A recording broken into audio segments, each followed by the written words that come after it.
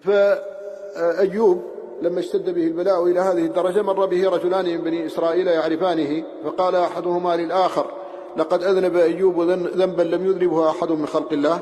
فقال: وما ذاك؟ قال: ابتلاه الله 18 سنة ولم يرفع عنه البلاء. فسمع أيوب كلامهما فقال: رب إني مسني الضر وأنت أرحم الراحمين.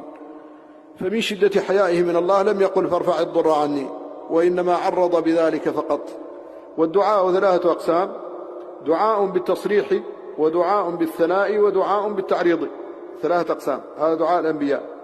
الدعاء بالتصريح كما تقرؤون في أدعية نوح وإبراهيم وسليمان وغير ذلك من الأدعية في القرآن التي فيها التصريح. والدعاء بالتعريض كدعاء أيوب عليه السلام.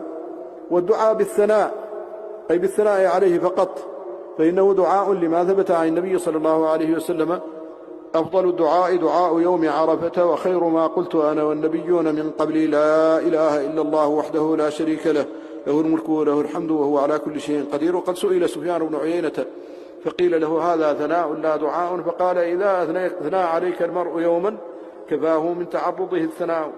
وهذا بيت لأمية بن أبي الصلت الثقفي يقول: أذكر حاجتي أم قد كفاني حياؤك إن شيمتك الحياة